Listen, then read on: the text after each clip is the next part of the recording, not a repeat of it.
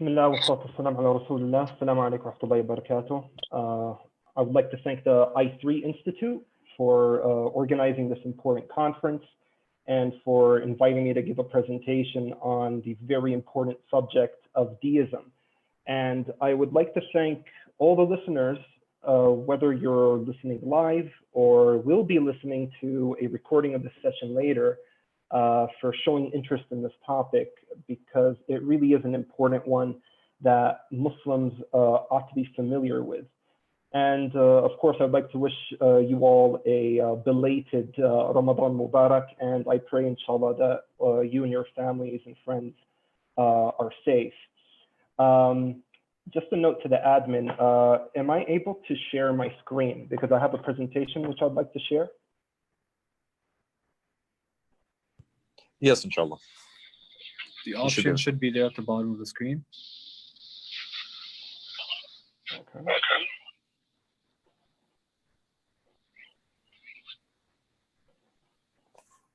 Do you see it? Who can start sharing? It's asking me. Yeah, okay, here we go. Perfect. Can you guys see my presentation? Yes. We got it. Great, perfect.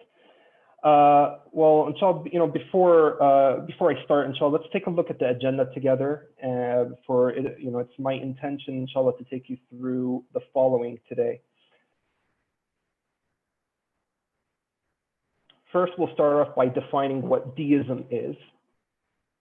And we'll take a very brief cursory look at the historical emergence and try to contextualize deism's emergence.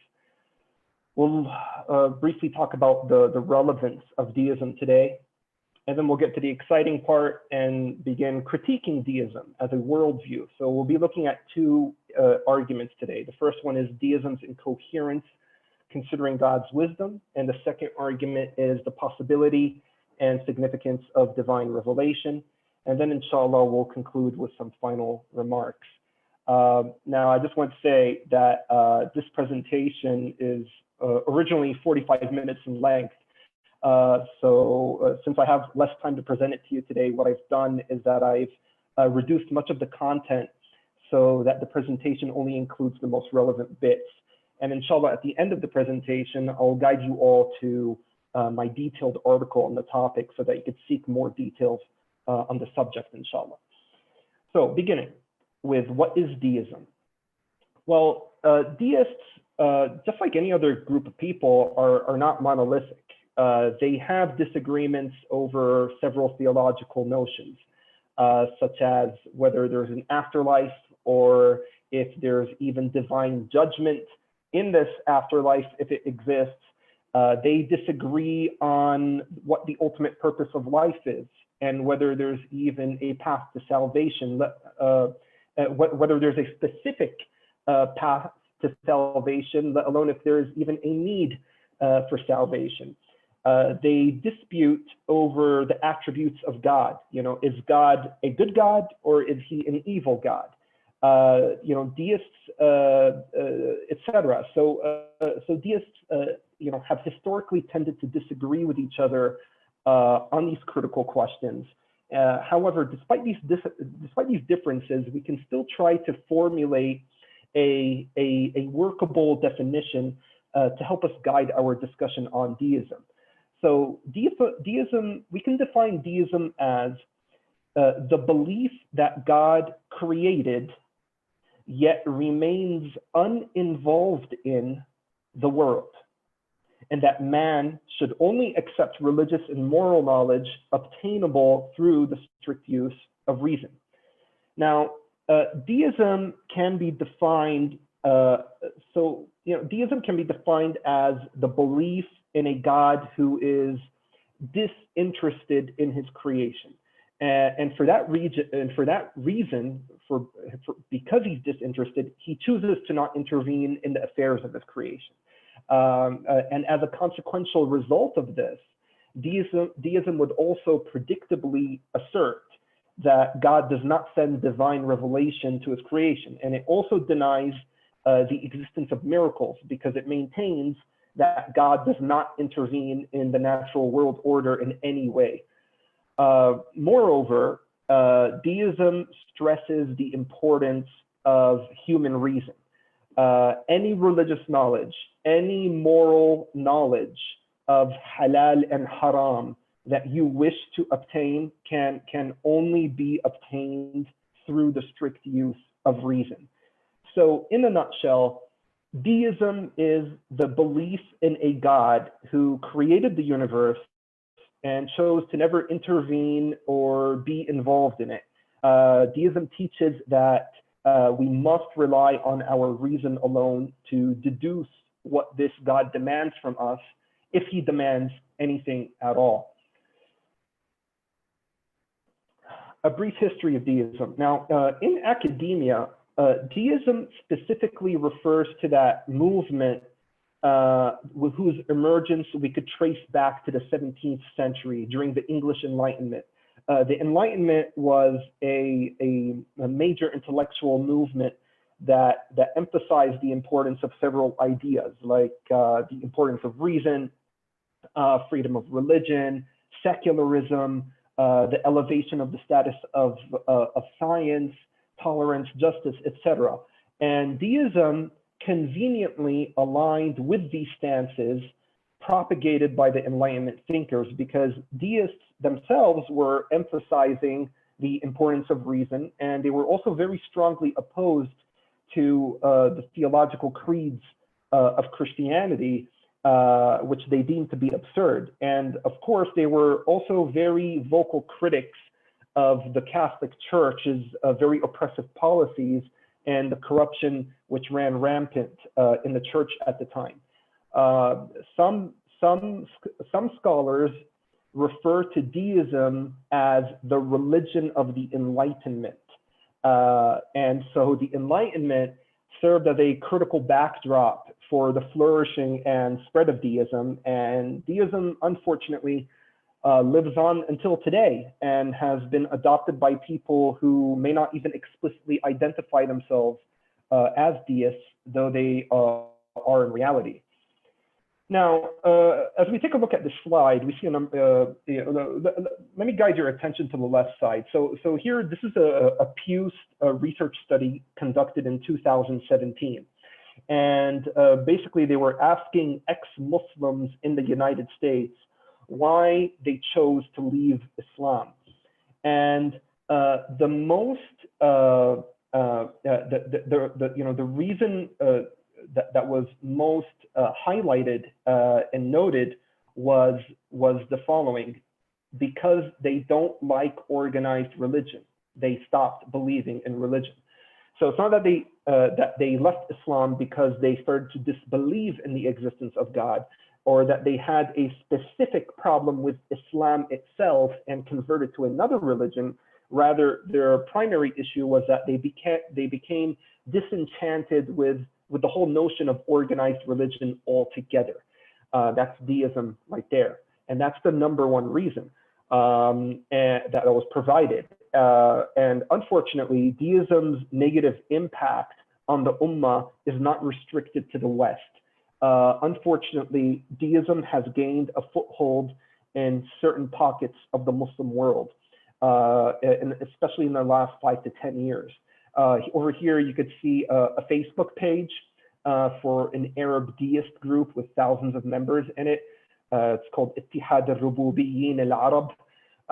Deism in Arabic is referred to as Rububiyyah. And Arab deists, unfortunately, are have a very active presence in the Arabic digital sphere.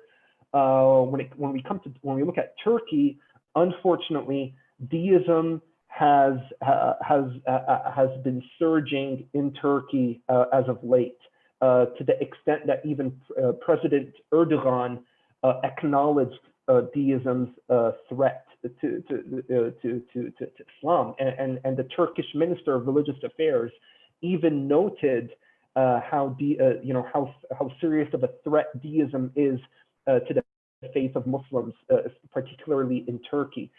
So the point of this slide is to highlight and to bring to everyone's attention that deism is an intellectual threat that which Muslims need to be wary of.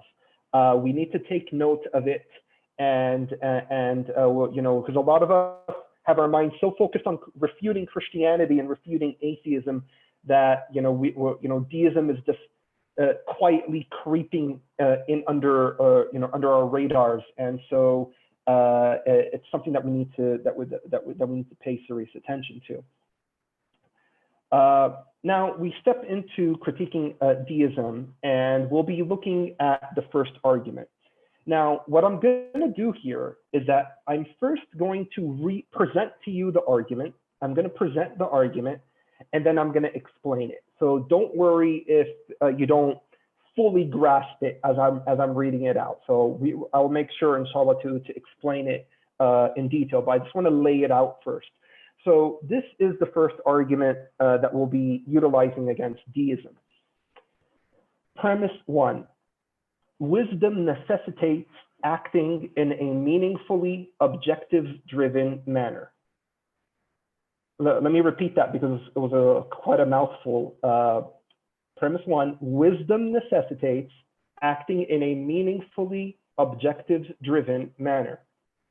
Premise 2, God is either perfectly or exceedingly wise. Premise 3, deism does not affirm God's intervention in the world. Premise 4, God's wisdom is incompatible with his non-intervention in the world. Conclusion, deism is incoherent. Now, this argument takes the form of a syllogism, meaning we first present some premises, which are these, 4 of them, or propositions or assumptions which set out to make certain claims. And then based on these claims, we attempt to derive a conclusion, which is this at the end.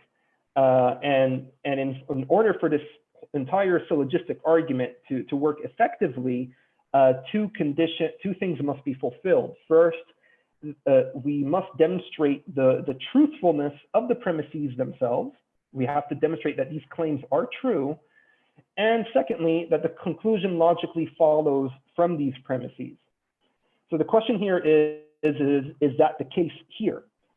I contend that it is. And so what we're going to do now is we're going to understand and argue for the veracity of each of these premises. So let's look at the first premise. Premise 1, wisdom necessitates acting in a meaningfully objectives-driven manner.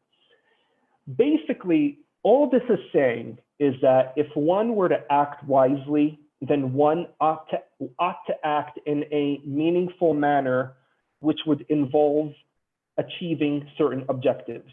An act done with no purpose or meaning is an unwise act. And quite frankly, this premise is fairly straightforward, and it really wouldn't be disputed by deists because it is pretty straightforward. Over here, I quote a couple of classical ulama defining what hikmah or divine wisdom is. However, due to time constraints, I'm not going to read them out. So all I'm just going to say is this: in summary, God's wisdom can be defined as that aspect of His knowledge that wills the actualization of anything which furthers the objectives and goals God set out in His intended act. In other words, Allah subhanahu wa ta'ala does not act in a meaningless manner. There's always a goal or an objective underlying Allah's actions. Second premise, God is either perfectly or exceedingly wise. Now, again, the overwhelming majority of deists would once again agree with this premise. In fact, I don't think that any deist would dispute this premise. I mean, deists historically, believe that God is the great architect. We have to ask ourselves, why do deists even believe in God's existence to begin with? Well, because they recognize that the universe requires a designer. They believe in the strength of the argument from design, also known as the teleological argument. the earliest deists actually used to refute the atheists for disbelieving in the existence of God. And so they believe that God designed the universe. Secondly, and as a lead up to that, we have to understand that God's astounding creation reflects the magnitude of his attributes. Now, for God to have meticulously designed the universe as we see it today, and something which deists admit, implies that God is at the very least, exceedingly, even if they don't want to admit infinitely, because some deists would say there's no proof for saying that God's attributes are infinite. That's irrelevant for the purpose of this argument. We as Muslims believe that God is perfectly wise, but just for the sake of argument, even if we could just grant it for the sake of argument, we'll say, okay, fine, God is exceedingly wise. All right. But just by looking at the design of the universe, we could deduce that God's at least exceedingly powerful and knowledgeable. We know God is powerful, for God cannot have created the universe without the tremendous ability which it demands, which is power. And we also know that God is knowledgeable, for such an intricately designed universe requires its designer to be knowledgeable enough to know where everything fits. And so, all in all, the magnificence of the design of the universe reflects the properties of its designer. Thus, the absolute greatness of God's wisdom could easily be deduced simply by looking at the universe. And once again, deists would not dispute this. So you don't need to work so hard to validate this premise. Premise number 3, deism does not affirm God's intervention in the world. Now, yes, as we just discussed, the central position of deists is that God remains inoperative in and unconcerned with the world he created. So again, this premise is not under dispute. Premise 4, now this is the crux of the argument. Premise 4, God's wisdom is incompatible with his non-intervention in the world. Now, as I said, deists would affirm God's wisdom because they affirm that he designed the universe, and that which would entail that he's exceedingly wise because it requires knowledge, etc. And they also assert and believe that God does not intervene in the world. So right now, what we're arguing is that there is a problem with these two beliefs. There is serious tension between the two. So this is the premise which deists are likely to dispute, and is the one which you're going to have to exert some effort in defending. Now, the claim the premise is making is this: God's non-intervention in the world, in the affairs of his creation, and his unconcern with the creation is a compromise, is a serious compromise of his wisdom. Why? Well, first of all, as noted before, purposeless and meaningless acts are unwise acts. Now, doing something for no reason at all is by definition unwise. Now, the question comes, if this designer is infinitely or extremely or exceedingly wise, then how can someone who is so exceedingly wise enough to create and design this magnificent universe be so unwise enough to create the universe with no purpose in mind? You see, a wise person does things for a reason.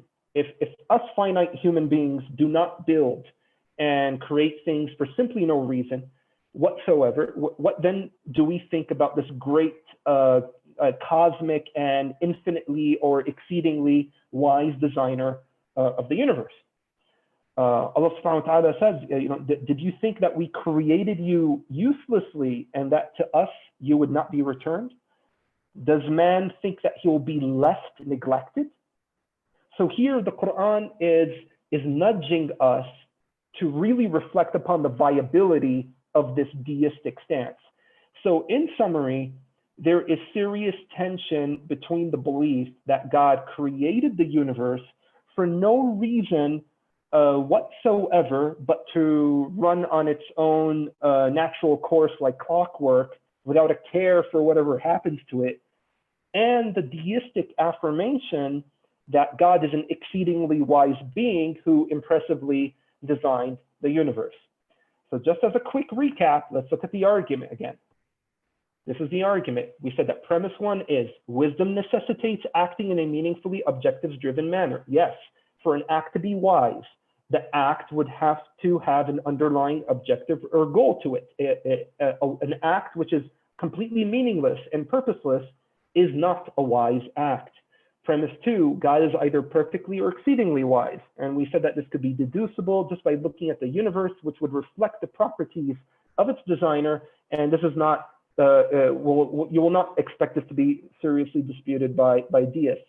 Premise three, deism does not affirm God's intervention in the world. This is basically what deists believe. And premise four, what we just spent time arguing right now, God's wisdom is incompatible with his non-intervention in the world, because to simply create the universe and have no care for it, not be involved in it, and to just create it for absolutely no reason and to discard it is a purposeless and unwise act, unbefitting for such an exceedingly wise designer of the universe. And with that, the conclusion comes by default that deism is incoherent. Moving on to the second argument. Here, as we said before, deists reject the idea of divine revelation. They believe there's no need for it. Now, this second argument has to do with demonstrating the likelihood, demonstrating the likelihood and probability of revelation itself. So if we can show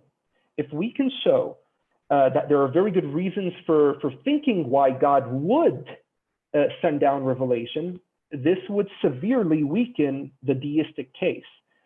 And this argument would, I just want to say this as a note, that this argument would mostly work against deists who affirm that God is both wise and good. I mentioned at the beginning of the presentation that there are some deists who believe that God is evil.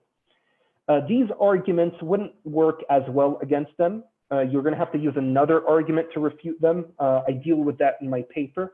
I won't be covering that here today, unfortunately. However, many, if not most deists do affirm that God is good. And so if the deist affirms that God is both good and wise, these arguments that I'm going to show you right now have a good chance of working against him. So the question here is, are there good reasons for thinking that God would send revelation to humanity? And I'd say absolutely. And alhamdulillah, as I was sifting through the books of the classical ulama, I was able to compile a good number of arguments on this front. Just for the sake of time, I'm just going to mention four. The first one is divine revelation clarifies the moral commands of God. So this is the first good reason for believing why God would send revelation, if he does exist and if he is wise and good. That divine revelation clarifies the moral commands of God. Now, many deists would say that God expects us to be good. Many deists would say that God expects us to be good. However, God expects us to know what is good strictly through the use of our reason. Now, yes, it's possible based on reason alone to perhaps agree on some broad moral universals or principles, like it's good to be just, sexual ethics are important, murdering innocent people is wrong, etc. However, when it comes to the particular and specific understanding and application of these broad moral principles, people strongly differ with each other. And so this is where the utility of divine revelation comes in handy, whereby it helps clarify what specific understanding of these moral universals or these broad moral principles like justice and sexual ethics, etc., we should be having. The second reason why we could expect that God would send revelation is that it can disclose matters that are inaccessible by our unaided reason. So based on our reason alone, we can't know for certain if God expects us to worship him or not, let alone if there's even a specific way he wants us to worship him. Based on reason alone, we can't know for certain if there is an afterlife or divine judgment or a path to salvation which we're supposed to follow. However, revelation could usefully aid us in coming to know these things. Thirdly, divine revelation clarifies the nature of our relationship with God. What is the nature of our relationship with God? Is it one of friendship? Just like how Ibrahim alayhi salam was the Khalilullah, the friend of Allah. Is it one of alliance? Are we awliyaullah? Or is it one of servitude? Are we ibadullah? Or is it a combination of them all?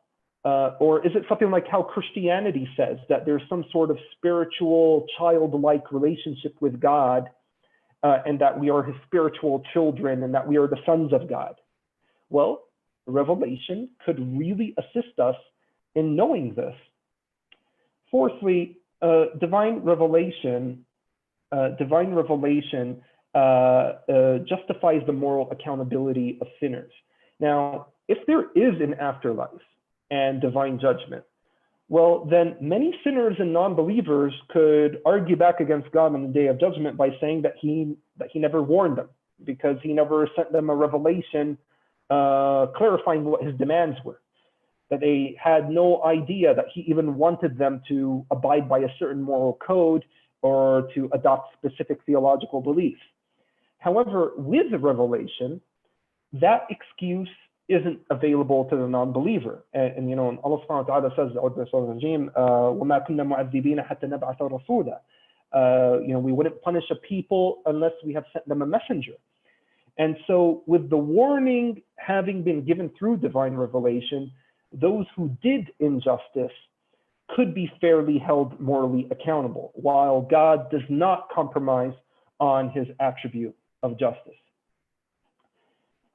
And that brings the second argument to a close. And let me just conclude with some final remarks. First, for an in-depth treatment of the subject, please read my article. You could just type in Bassam, Zawadi, Deism in Google, and you'll probably find a link to my article. Of course, as I said, I mean, this presentation is a very simplified and top-level overview of some of the more essential points mentioned in the article. I was only able to cover 2 out of the 3 arguments against deism due to time constraints. So the article is very valuable, especially because it dives into addressing potential rebuttals and counter rebuttals to the arguments that I just presented to you. So if you're going to be having a discussion on the subject with someone who's well informed, then it's essential that you do give the article a read and fully digest the material so that you be better prepared. Secondly, treat matters on a case-by-case basis. As I said, deists hold different opinions regarding certain theological stances. Make sure to seek clarity from the deist about what he or she believes, before making any assumptions of your own. And look, this presentation and my article take a very intellectual approach to the subject. They are meant to provide you with the intellectual arsenal required to deconstruct deism. However, in da'wah, please remember that things are more complicated than what meets the eye.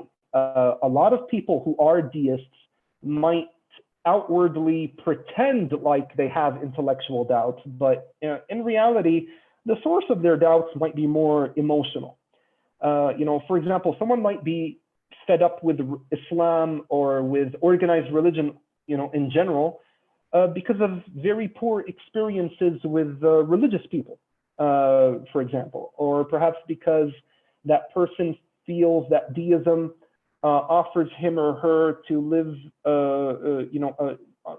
offer a path to live their lives freely without having to abide by any religious rules. It could be for a number of reasons. So just remember that critical point. I mean, if anything my experience has taught me, it's that emotional baggage tends to be the main reason that people struggle with religion. And and finally, guidance is a very important reminder. Guidance is in the hands of Allah subhanahu wa ta'ala. It goes without saying that hidayah only comes by the will of Allah subhanahu wa ta'ala. These intellectual arguments that we're sharing and discussing are nothing but a means through which we pray that Allah subhanahu wa ta'ala bestows guidance upon those and strengthens the iman of those whose difficulties and struggles with religion are truly and genuinely and sincerely intellectual in nature. And with that, I conclude my presentation. Barakallahu feekum for listening, and I'll be happy to entertain any questions at this point. Jazakumullahu khairan.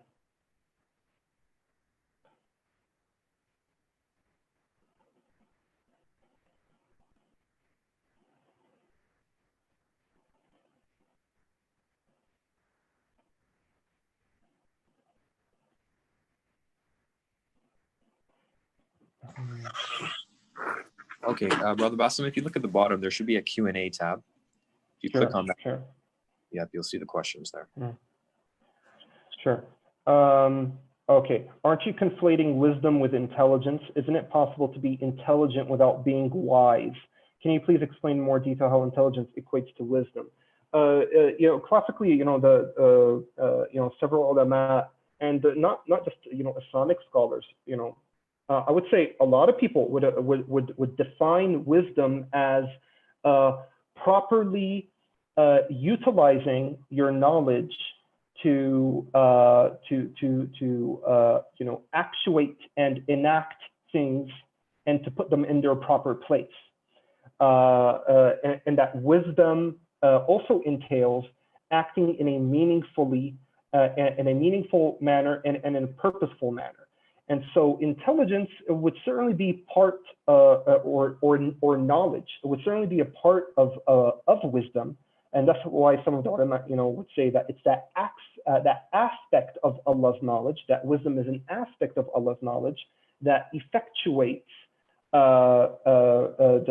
His will, so that it materializes into things that would fulfill His objectives and His goals. So the idea that's being argued here is that for deists to believe in a God who is so wise enough to design the universe by knowing where everything fits.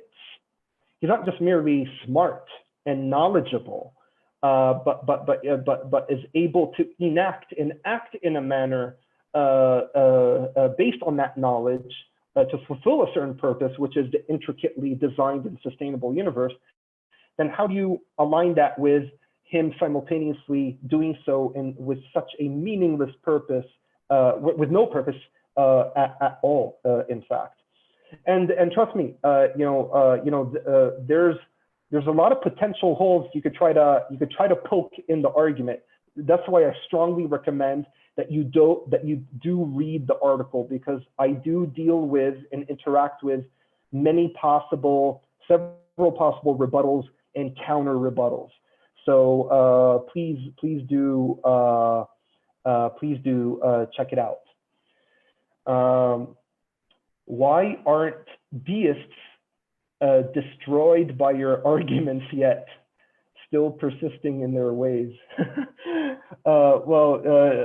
I did publish my article.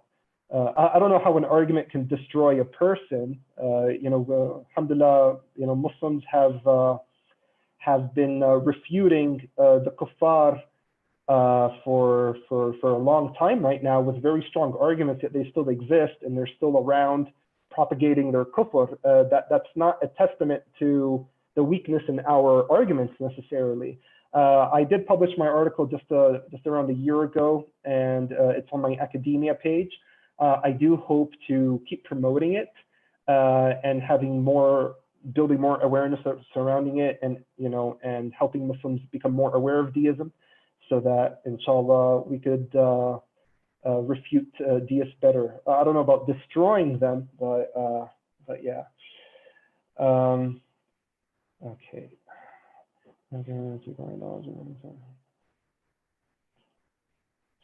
Reason given the ability to acquire knowledge and recognize truth has been assigned to everyone. How can we reconcile being a Muslim with reason and not be a deist? So reason or aql is a God-given ability to acquire knowledge and recognize truth. It has been assigned an exalted status in Islam. How can we reconcile being a Muslim who reasons and not being a deist?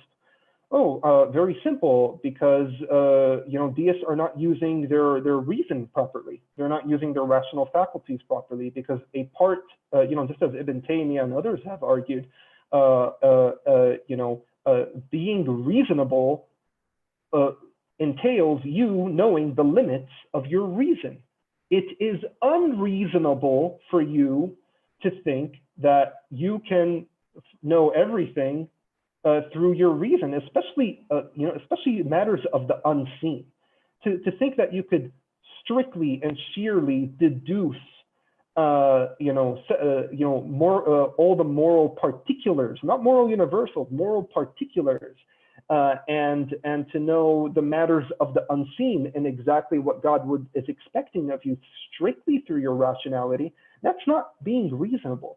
So yes, and as you could see, brother, who's asking the question, my presentation has taken a very rational approach.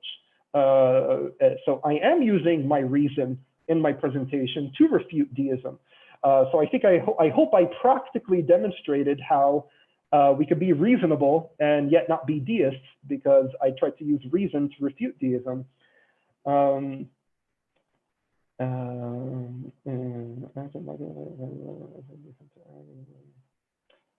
Wouldn't it be presumptuous to assume that God is only concerned with the conduct of humans and make sure there are actions? Why can't this argument apply to divine revelation necessarily being sent to animals, as animals have a basic intuition of fairness, justice, etc.?